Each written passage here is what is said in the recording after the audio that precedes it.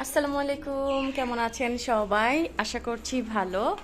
আরিয়ান হচ্ছে এই যে পিৎজা বানাচ্ছে আর আমাকে একটু পর পর শুধু খাওয়াচ্ছে। ভাবলাম যে একটু আপনাদের সাথে শেয়ার করি।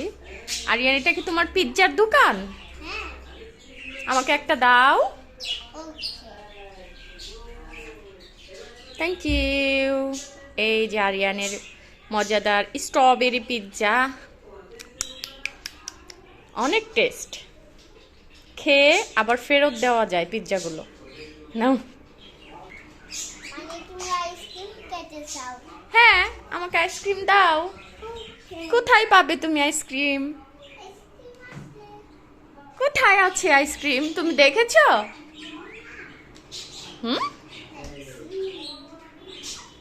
কই আইসক্রিম? ইয়ে, এটা কে আনছে? তাই দাও তাহলে আমাকে।